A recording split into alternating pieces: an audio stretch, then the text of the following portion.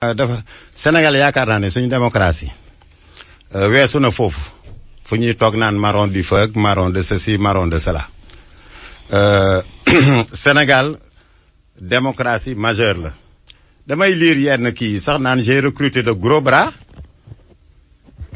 si kilifa loolu yaakaar naa ne loolu lalul jàmm. kon àndoo ci. non mënuma ci ñi far ak yow. tey wax loolu non kenn farut ak man faruma kenn.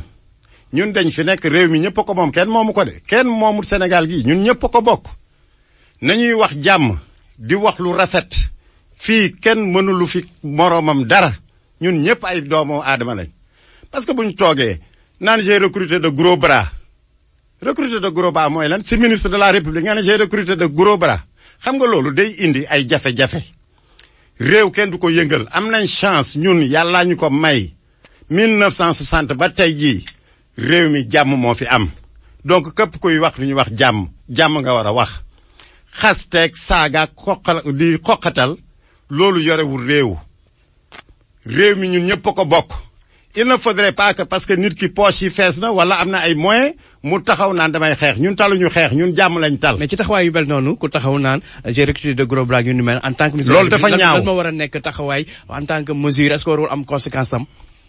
xam nga loolu wax ju ñaaw la. loolu dafa doon wax ju ñaaw tegginu wut Sénégal gi démocratie la fii kenn munta taxaw rek ne réew mi maa fi def lii wala maa fi def lële il faut que ñu xam ne lu tubaab di wax il faut savoir raison garder et il faut faire preuve de retenue par rapport ak lu ñuy wax ak lu ñuy def mënoo nekk ministre de la République naan recruter na ay gros bras quand même ça fait désordre ñun duñu ay woyu duñu ay bandits comprendre nga ay doomu aadama lañ Sénégal tey jii ñu fi nekk ministre. waaye am ngeen marron du feu di gone yooyu di ay xeexkat. yéen ñëpp Macky Sall yilif leen. non Macky Sall waxut kenn Macky Sall c'est pas un homme violent man du pour faral ko. du ko violent da lay déglu sax nga def benn discours mu xaw a musclé mu woo la je peux me permettre de dévoiler cela comprendre nga président Macky Sall ku ko xam ne nit ku yiw la nitu jàmm la. il faut que nag ñu xam ne réew mi kenn moomu ko de. mais ministre yi ngay attaqué est-ce que du waxi mer ndax xam nañ ni sa digganteeg sa gars yi. neexoowul ba koo jóg rek léeg-léeg boo meree rek da ngay fël di dem di sànni xeer. fan la da ngeen maa mos a dégg ma sànni xeer man kan laa sànni xeer. ah yow yaa fi waxoon ni dañ lay xeex ca palais ba ak ñoom seen. kan moo ma xeex si palais.